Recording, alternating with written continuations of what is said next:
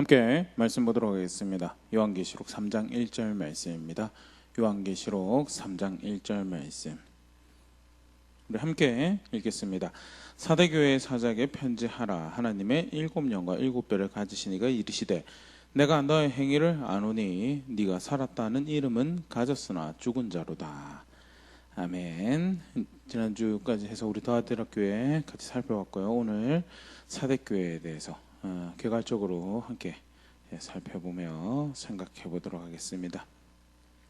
먼저 배경을 조금 보면요, 사대는 지금 이제 유적만 남아 있는 도시로 이렇게 알려져 있고요. 두아디라에서 남동쪽으로 약 한 50km 정도, 33마일 정도에 떨어진 곳에 위치하고 있는 도시고요. 고대 리디아 왕국의 수도, 그러니까 지역에서 굉장히 이제 으뜸되는 군사적으로, 상업적으로, 문화적으로 중심지였던 그런 도시였고요. 특히 페르시아에 의해서 점령당하고 난 다음에 페르시아, 이제 메소포타미아, 즉 이제 수사까지 쭉 이어지는 도로의 종점, 그 수도에서부터 시작한 그 교역로의 종점에 해당하는 그런 기능을 하면서 교역의 중심지로, 그래서 부가 계속 있었던 중요한 도시 중에 하나로 이렇게 알려져 있고요. 또 지리적 위치가 도시 앞에는 팍톨로스라는 강이 흐르고 있고 뒤에는 투몰로스라는 산이 위치하고 있어서 우리식으로 표현하면 뭐죠? 배산임수 지역에 또 산을 뒤로 앞에 강을 이렇게 해서 천의 요새로 이제 여겨졌었는데요. 페르시아 고레스죠. 우리한테는 성경에서 이제 이스라엘을 다시 돌아가게 한 결정을 한 왕으로 알려져 있는데요. 이제 제국 페르시아의 기틀을 쌓았던 고레스, 사이러스, 세계사의 사이러스라고 하는데요. 그 고레스에서 546년에 점령을 당하고요. 여전히 페르시아 점령지였지만 이제 498년에 주전 498년에 그리스에서 이오니아 반란 때 페르시아 이제 영지를 이제 침략해온 그리스 군에 의해서 도시가 통째로 불타는 그런 일을 당하게 되는 이제 그런 경험이 있고요. 다시 재건을 합니다. 재건을 하는데 그 다음에 알렉산더에 의해서 점령당하고요. 알렉산더 사후에는 218년에 셀루키드 왕조 안티오쿠스 대제로 알려진 안티오쿠스 3세에 의해서 점령당한 일이 있고요. 그 다음에 133년 로마에 의해서 점령되는, 계속 이렇게 반복되어서 점령당하고 도시가 파괴당하고 불화재가 나고 하는 그런 반복되는 역사가 있었고요. 그 다음에 이 편지가 기록될 쯤 해서 가장 이렇게 도시의 큰 사건이었던 것이 AD 70년, 17년에 지진으로 도시가 심각하게 파괴가 되었었고요. 당시 황제였던 티베리우스가 많은 재정적 지원을 이제 도시에 하고, 심지어는 이제 기록에 따르면 한 5년 정도 세금을 중앙정부에 내지 않아도 되는 그런 이제 그 법령까지 이렇게 해서 도시를 잘 재건을 하였고요. 이렇게 반복적으로 점령당하고 도시가 파괴당하고 거기서 또 재건하고 하는 이런 경험들이 자연스럽게 종교적 성향으로 이제 자연스럽게 죽었다가 소멸되었다가 다시 살아나고 하는 그런 자연 숭배로 그들의 관심을 이렇게 인도하였고, 더불어서 풍요의 여신을 이렇게 섬기는데 이제 키벨레라고 하는 이제 다른 지역, 다른 도시들에서 이제 그게 발견이 됐죠. 여신을 섬겼고 그것이 자연스럽게 나중에 그리스 로마에 의해서 헬라에 의해 점령되어지고 로마로 점령되어지면서 아르테미스 여신을 섬기는 것이, 그래서 학자들에 의하면 거의 에베소에 있는 거하고 준한 사이즈의 그 아르테미스 여신 신전을 건축을 하고 있었는데 완공은 못했다라고 그렇게 이제 알려져 있다라고 합니다. 그 4대 부유하고 속칭 우리가 좀 전에 읽었지만 나름 살았다는 그런 지역에서 교회로 모이고 있어서 부도 있었고, 그 부를 가지고 뭔가를 교회 이름으로 뭔가를 하는 그런 교회였던 것 같아요. 그러니까 주변에 의해서도 그렇고 자신들에 의해서도 그렇고 자신들이 살았다는 그런 이름을 가지고 도시 자체도 그렇고 자기들도 그런 명망을 얻고 있었는데요. 그 교회를 향해서 예수님께서 말씀하십니다. 먼저는요 3장 1절로 읽었었는데요. 다시 이렇게 보면요, 자기 자신을 하나님의 7영과 7뼈를 가지신 이라. 그래서 하나님의 7영의 대표적인 하나님의 영을 이제 의미하는 표현이죠. 이렇게 하나님의 사람으로 하여금 하나님의 사역을 감당하도록 대표적으로 충분한 지혜와 지식을 이렇게 능력을 이렇게 주는 그런 힘이 되는 사역을 하는 그런 존재로서의 표현으로 우리가 생각할 수가 있고요. 그래서 쉽게 말해서 교회의 주권자로 그 다음에 나오는 7뼈를 가지신 이는 7뼈는 요한계시록 1장 20절에 설명이 되어 있죠. 7교회의 사자, 교회의 리더십이죠. 그래서 7뼈를 가졌다는 것은 교회가 바르게 하고 있는지 잘하고 있는지 잘못하고 있는지 판단할 권위가 누구에게 있는지, 또 그에 해당하는 충분한 지식과 지혜가 있는 존재가 누구인지를 다시 분명히 소개. 나는 하나님의 7영과 7뼈를 가진 이다라고 그렇게 하면서 니들이 스스로 살았다라고 평가하지, 근데 사실은 그렇지 않다라는 것을 분명히 하면서요, 세속의 기준과 다른 하나님의 기준을 이야기하며, 반대로 또 교회가 가지고 있던 기준이 예수님께서 보시고 있던 기준과 분명히 달랐음에 대해서 분명히 이야기하시죠. 요한계시록 3장 2절 계속해서 이렇게 말씀하시는데, 너는 일깨어 그 나무와 죽게 된 것을 굳건하게 하라. 내 하나님 앞에 온전한 것을 찾지 못하였느니. 스스로는 살았다라고 하는데 예수께서 하신 말씀, 하나님 앞에서 온전한 것이 없다라고요. 분명히 아까 좀 전에도 얘기했지만요, 예수님과 다른 기준을 가지고 있었어요, 교회가. 그래서 나름은 도시 자체도 불을 가지고 거기서 어울려서 섞여서 지내면서 가지고 있는 부로 뭔가를 하는 교회였고요. 그리고 자기들뿐만 아니라 자기 주변에 있어도, 야, 그래도 4대 교회는 살아있는 교회다, 왕성하게 활동도 하고 저런 행사들도 하고. 그런데 하나님 앞에서는 뭐라고? 죽은 자고 온전한 것을 보지 못했다는, 아까 잠깐 그런 얘기 드렸었는데요, 이 온전한 것을 보지 못했다라는 표현을 들을 때 이 4대에 사는 사람들이 이제 쉽게 연상할 수 있는 게, 자기들이 아직 완공하지 못한 자기 이제 그 교인들이랑 상관없겠죠.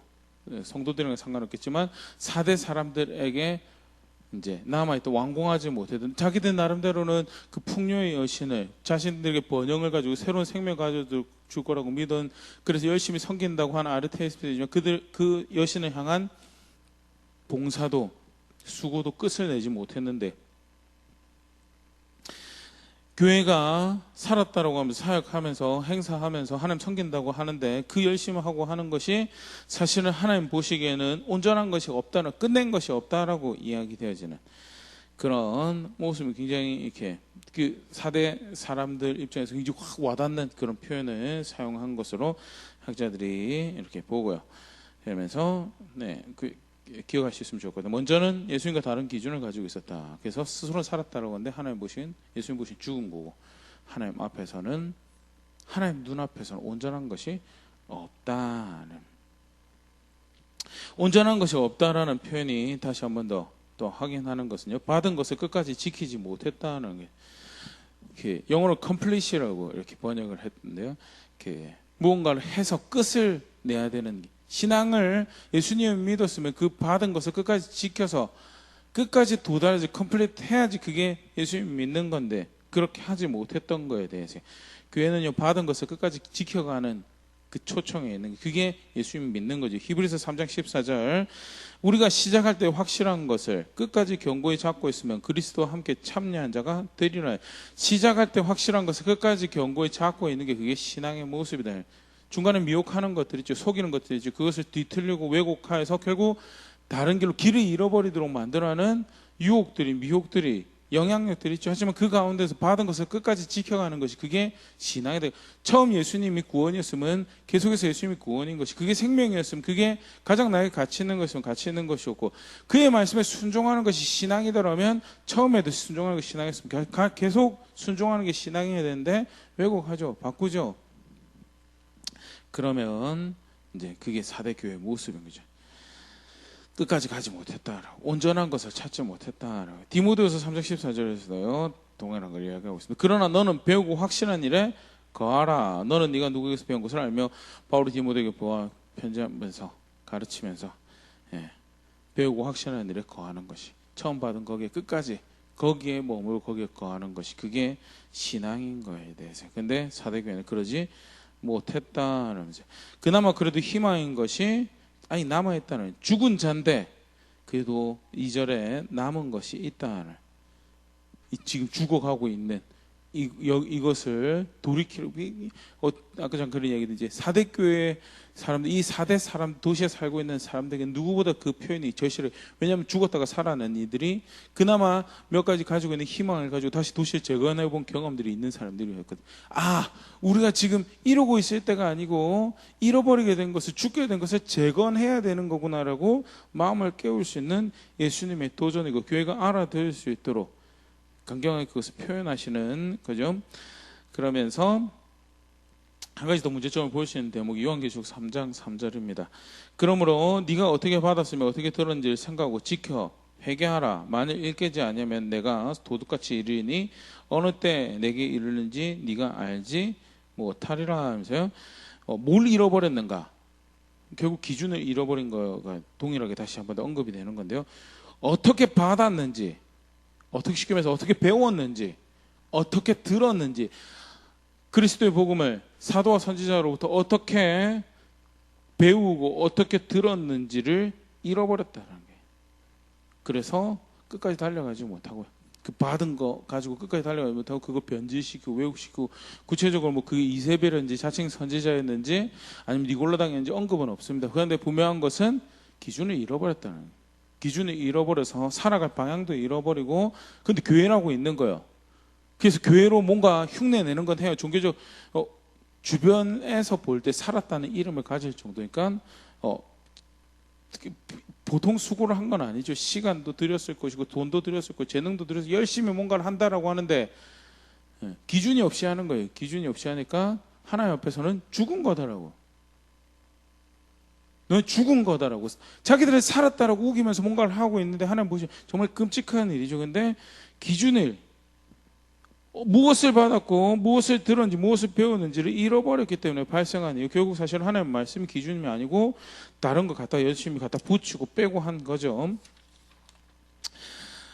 네, 기준을 잃어버려서 그렇게 된 거에 대해서 다시 한 번 더 이야기하시면서 돌아가라는 거예요. 어떻게 돌아가냐? 기억하는 수고를 하세요. 받은 말씀을, 내가 배운 게 뭐였지? 내가 들은 게 뭐였지? 내가 받은 복음이 뭐였지?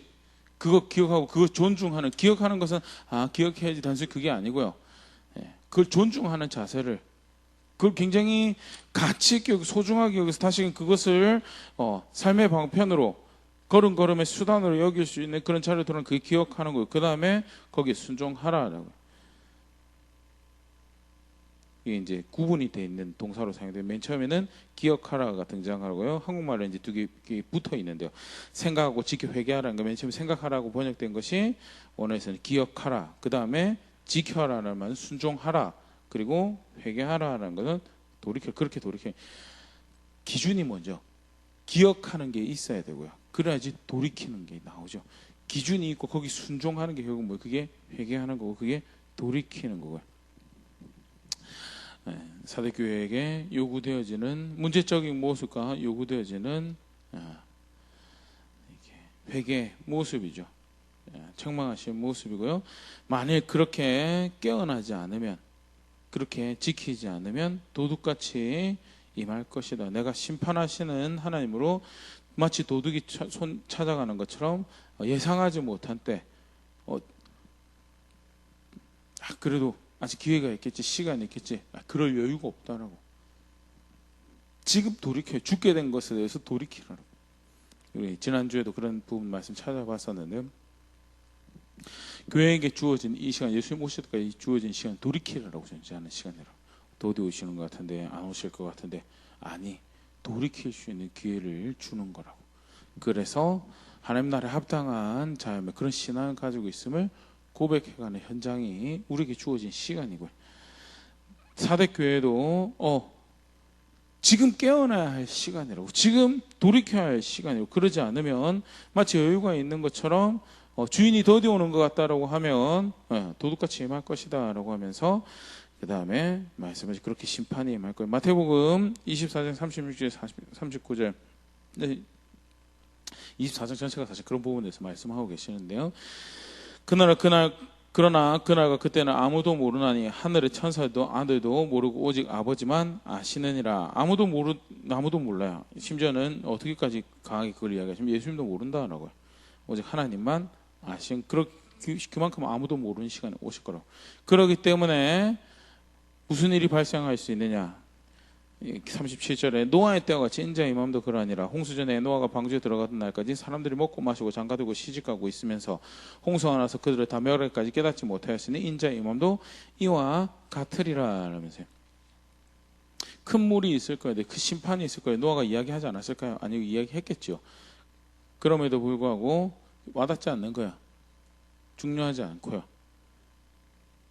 여전히 일상에서 중요한 것이 있어요. 죄가 아닙니다. 먹고 마시고 장가들고 시집가고 그게 왜 죄입니까? 죄가 아니죠. 근데 하나님이 없는 거예요.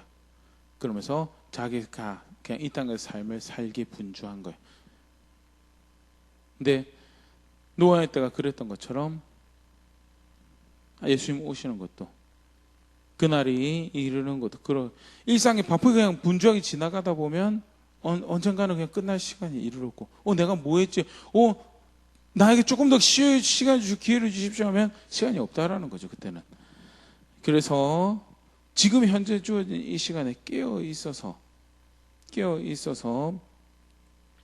무엇이 옳은 것인지 무엇이 바른 것인지 무엇이 정작 이 주어진 시기와 기회와 이것을 최선을 다해서 성실하게 살아가고 그것을 가장 최고의 것으로 나에게 이제 얻을 수 있는 것인지 늘 고민하고 실제로 그걸 선택하기 위해서 부단히 애를 쓰고 살아가는 게 그게 성도에게 요구되어진 깨어 있으라라는 그런 말이에요. 사대교회에게 깨어 있으라라고 그렇게 깨어서 돌이키라고 일깨우라고 지금이 그 기회다라고요.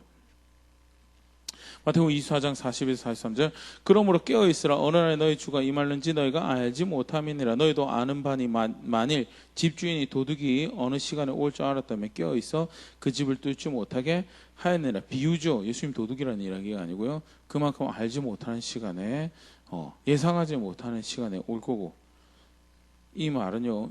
그러니까 두려워하라 경각심을 가질 부분은 경각심을 가져야 되죠. 그런데 중요한 것은 그러니까 오늘 주어진 이 시간에 최선을 다해서 바른 선택을 만들고 살아갈 것에 대해서 다시금 사대교회 그리고 이 편지를 받고 있는 오늘 우리에게 말씀하신 거죠. 돌이켜야 될 시간이 주어진 시간에 기준을 향해 다시 돌아가고 무엇이 옳은 건지 바른 건지 선택하는 그게 사는 길이다라고 혼자 착각하지 말라라고 그러면서 이제 남아있는 희망에 대해서 이야기하고요. 격려하고 독려하시는 분이요. 요한계시록 3장 4절 그러나 사대 그 옷을 더럽히지 않은 자 몇 명이 내게 있어 흰 옷을 입고 나와 함께 다니니 그들은 합당한 자인 영구라 라면서요. 굉장히 소수인 것 같아요. 대다수가 다른 기준을 가지고 받았던 거 지켜가지 않으면서 양심도 잃어버리고 기회도 잃어버리고 그렇게 주를 멸시하는 사실 그런 자리에 갔다면요. 옷을 더럽히지 않은 자가 있다. 쉽게 말하면 나머지는 옷을 더럽혔다라는 건데요. 그래서 이국 교회 중에 굉장히 심각한 모습을 드러내는 그런 장면 중에 하나죠.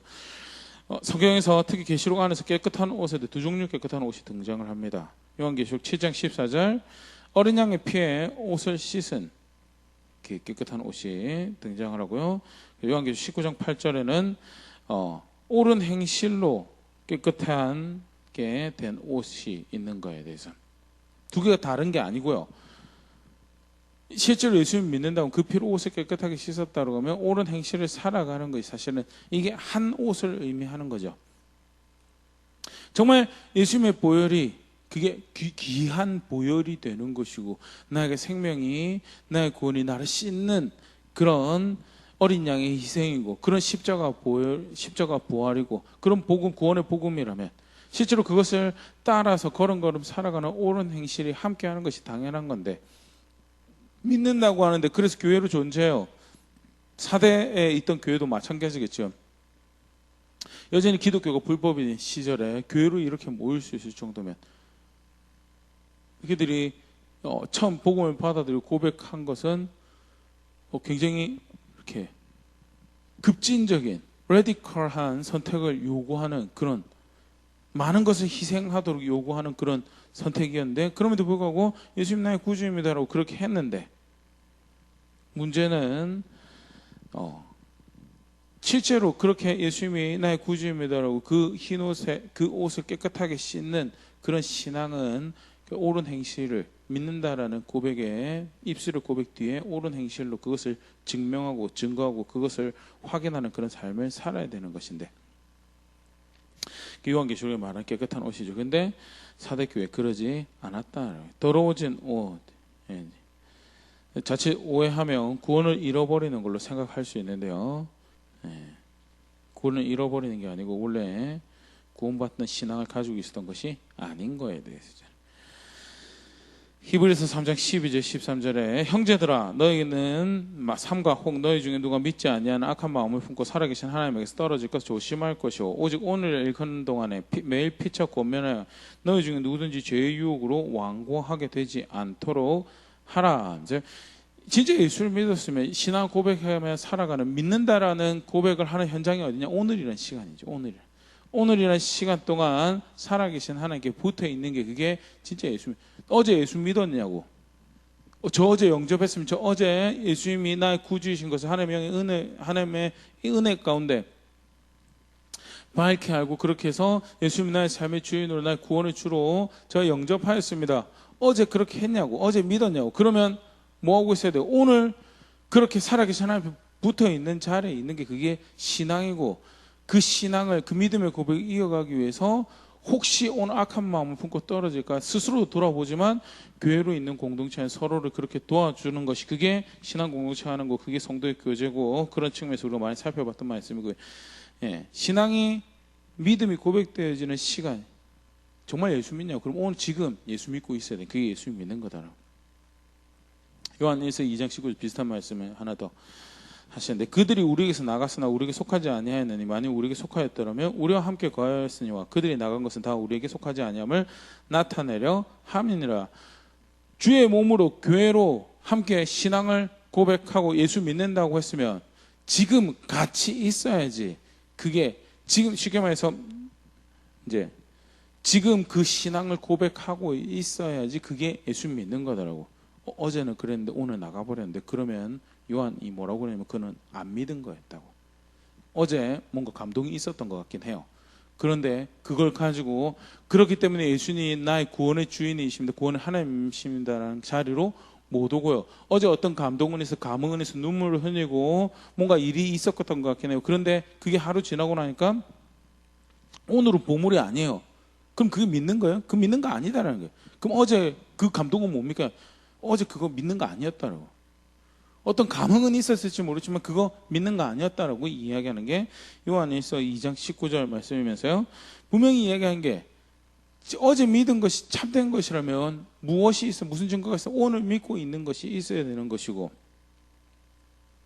어제 믿는 것이 믿었다고 참되게 고백한다면 오늘 그 법을 따라 살아가는 그렇게 옳은 행실로 자기 옷을 깨끗게 해가는 그런 자리에 있는 것이 그게 신앙이고 그게 요한계시록에 성도가 입는 깨끗한 옷이죠. 그래서 두 가지로 설명을 하고 있는 게 요한이 그것을 표현하는 방식이고요. 사대교회에 믿는다라고 하면서 교회로 존재한다라고 하면서 양심 잃어버려 팔아버리고 주가 어디 있는지 법이 어디 있는지 기준이 어디 있는지 마치 다스리지 않는 하나님처럼 그 하나님 멸시하는 선택을 왜곡하며 끝까지 다름질해 가야 될 수고를 하지 않는 그런 이들과 달리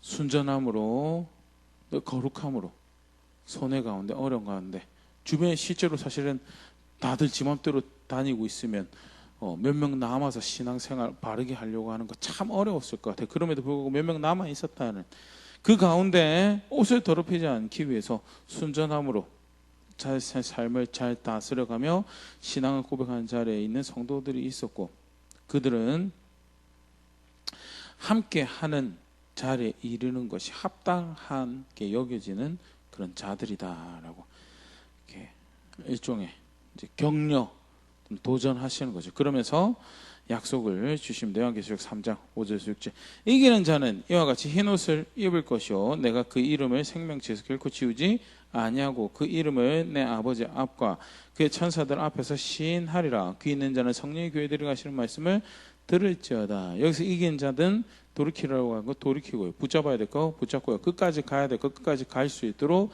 다리에 힘을 주고 지켜야 할 자를 지키고 서 있는 거죠. 그게 이기는 거죠. 그러면 흰 옷을 입을 거다. 흰 옷을 입을 거다. 우리의 수고로 깨끗하게 하는 거 아니죠. 근데 우리가 믿는다라고 하는 그 고백이 진실함을 드러낼 것이며, 그래서 요한계시록 7장 14절 내가 말하기를 내 주여 당신이 아시나이다 하니 그가 나에게 이르시되 이는 큰 혼란에서 나온 자들인데 어린 양의 피에 그 옷을 씻어 희게 하였느니라. 큰 혼란 중에서도 흰 옷을 입을 자격이 있는 자를 여김받는 그런 선택을, 그런 신앙 고백하였고 결국 그 피에 옷을 깨끗하게 씻는, 마찬가지 성도에게 약속하신 흰 옷이죠. 지금 사대 교회에도 다시 요구하는 게 예수 믿는 자를 돌아오라라는 그런 말씀을 하시고 계시는 거고요. 그러면 약속한 흰 옷을 너희가 입을 것이고 그 생명책의 기록을 남길 것이다라고. 요한계시록 20장 15절 누구든지 생명책에 기록되지 못한 자는 불못에 던져지리라. 생명책에 기록되었다라는 말은 하나님과 함께하는 하나님 나라에 함께할 사람으로 여겨진다라는 거죠. 그 외에는요 불못에 던져지는 그 나라에 함께할 자격이 없습니다. 교회로 있었는데요. 그게 사대교회, 그게 무서운 사대교회 말씀 보면서도 참 무섭게 여겨진 부분인데요. 속일 수 있다는 거예요. 간판에 속을 수 있어요. 사대교회입니다 라는 간판에 속을 수 있고요. 저는 예배에 참석했습니다 라고 속을 수 있고요. 저는 누가 열심히 봉사하는 교회에 그 교회 헌금 내고 그 교회 함께 하였는데요. 교회 브랜드 뒤에 숨을 수 있어요. 근데 하나님 심판에는 그게 없죠. 사대교회가 그렇게 속이는 자리에 있었는데 다시 돌아올 것을 촉구하시면 예수 믿는 자리에 있어라는, 예수 믿는 자리에 이렇게 하나님과 함께 하는 것이 합당한 자로 여겨지는 깨끗함을 입고 하나님과 함께하는 날에 들어가는 합당한 자로 여겨지는 자리에 돌아오면 내가 그러한 그에 부응하는 은혜를, 그의 약속한 상급을 너에게 줄 것이다 라는 그 말씀하시면서요, 그 이름을 내 아버지 앞과 그 천사들 앞에서 시인하리라. 예수님 말씀하신 그 동일한 부분이 마태복음 10장 32, 34절 누구든지 사람 앞에서 나를 시인하면 나도 하늘에 계신 내 아버지 앞에서 그를 시인할 것이요 누구든지 사람 앞에서 나를 부인하면 나도 하늘에 계신 그 아버지 앞에서 그를 부인하리라. 이 말씀 가지고 다시 사대교회 이렇게 생각을 해보면요, 나름은 뭐 열심히 합당했는데 예수님 결국 시인하는 자리에 있었던 것 같아요. 그런 참음과 순종의 자리에는 있지 않으면서도 교회를 합치고 열심히 뭔가 돈 들이고 시간 들이고 재능 들여서 할 수 있는 참 무서운 모습이고요. 하지만 교회 참된 심판자가 되고 주권자가 되신 예수님이 그 교회의 실체를 적나라하게 다 들춰내시며 문제에 또 죽은 자다라고 너네. 그래서 잃어버린 것으로 다시 돌아오라. 잃어버리게 된 것을 다시 되찾는 자를, 무엇을 배웠는지, 네가 처음 예수 믿을 때 어떤 복음을 가지고, 사실은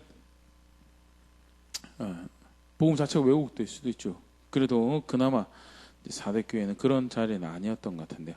처음 전해받은 복음이 무엇인지를 기억해, 무엇을 어떻게 배웠는지를 가지고 붙잡아서 거기에 순종하고 그렇게 돌이키는 자리에 이르도록 초청하고 계시고, 그렇게 시인하는, 아버지 앞에서 나를 시인하는 자리에 있으면, 죄송합니다, 하나님 사람들 앞에서 나를 시인하는 자리에 있으면 내가 너희 아버지 앞에서 너희를 시인할 것이다 라고, 그들은 나의 제자들입니다, 그들은 나의 사람들입니다 라고 인정하는 그런 일이 있을 것이다 라고 약속을 주시는 거, 참 감격스러운 이야기죠. 아무리 사실 우리가 수고해도 하나님 앞에서 예수님에 의해서 저들은 나의 사람입니다라고 합당하게 여겨지기가 사실 우리의 노력과 우리의 수고는 불가능하죠. 가능한 것은 전해주신 복음에 순종하고 그 말씀에 순종해서 살아가는 그것만이 가능한 것인데, 그런 수고를 인정하실 것이고 그 수고를 받으실 것이고 그렇게 또 하나님과 함께하는 자를 영접하실 것에 대해서 이제 주신 약속이고요. 사대교회 간단하게 우리가 함께 살펴보는데, 오늘은요 뭐 여러 가지 이제 앞으로 계속 쭉 사대교회 살펴보면서 같이 볼 수 있으면 좋을 거고, 오늘은 이 기준이 달랐던 부분이 얼마나 무서운가 다시 한번 좀 이렇게 볼 수 있으면 좋을 것 같습니다. 기준이 다를 때 발생할 수 있는 무서움을 사실 가장 잘 볼 수 있는 시대가 예레미야 선지자가 활동하던 시대였죠. 선지자를 보내서 하나님께서 사역을 안 하신 것이 아니었습니다. 예레미야 선지자만 있었던 것이 아니고요, 에스겔 선지자도 있고요, 많은 선지자들이 사실은 망하는 시기에 하나님께서 보내셔서 어떻게 해서 백성을 돌이킬 수 있는, 살 수 있는 기회를 주시려고 사역을 하도록 하십니다. 근데 문제는 뭐예요? 하나님 말씀대로 충분히 존중하지 않으니까요. 죽는다고 하는 말씀이 그게 그렇게 안 들리는 거야. 그러니까 돌이킬 수가 없죠. 그걸 존중하려는 기본적인 자세가 없기 때문에. 예, 사대교회도 마찬가지죠. 사대교회도 눈 가리고 신앙생활 할 수 있다니까요. 그리고 다른 교회 인정받을 만큼, 사람들한테 인정받을 만큼 신앙생활, 그게 중요한 게 아니잖아요. 지금 하나님 앞에서 바르게 믿고 있느냐, 하나님 나라에 어울릴 만한, 정말 예수님 믿어서 옷을 깨끗하게 하고 하나님과 함께하는 것이 합당한 자로 여겨진 그런 신앙이 있느냐는 것은요, 하나님 말씀을 있는 그대로 그렇게 존중하는 자세에서 사실 비롯되는 건데, 나는 얼마나 그렇게 말씀을 존중하고 있는가. 사대교회가 결국 기억하라라는 예수님의 책망을 받은 것은 충분히 존중하고 있지 않았다라는 거잖아요. 충분히 무엇을 받았는지, 무엇을 배우는지 충분히 존중하고 있지 않아서, 그것을 기억해내려고 하는 수고를 기울이고 있지 않아서, 그래서 문제가 발생하는, 기준이 다른 기준을 가지고 신앙생활을 하게 되는 부분에서 나는 어떤 자리에 있는가 한번 말씀을 정직하게 돌아볼 수 있으면 좋을 것 같고요. 동의하기 위해서 수고하고 애쓰고 발버둥 치고, 어떻게 해서든 그게 내 방향을, 내 삶의 목적을 결정하고 내 삶의 방향을 결정하는, 우리 예수 믿는다고 하면서 정말 처절하리만큼 자기 마음대로 인생의 목적을 이렇게 설정하고 자기 마음대로 살아가면서 하나님 자기 편이냐 그렇게 속이는 신앙, 너무나 쉽게 만들어낼 수 있습니다. 그런데 그러면 망하는 거죠. 그건 예수 믿는 게 아니다라는 것이 오늘 사대교회의 이제 말씀하시면서 하시는 부분이고요. 존중하기 위해서 수고해야 될 것에 대해서, 그렇게 목적을 설정하고 방향을 설정하는 기준으로 받아들여야 될 것에 대해서 받아들이기 위해서 버려야 될 거 버리고, 사랑해야 될 거 사랑하고, 사모해야 될 거 존중해야 될 거, 그렇게 계속해서 하나하나 채워 넣어가는, 또 그렇게 붙잡을 거 붙잡고 하는 그런 자리에 있는 우리가 될 수 있으면 좋을 것 같습니다.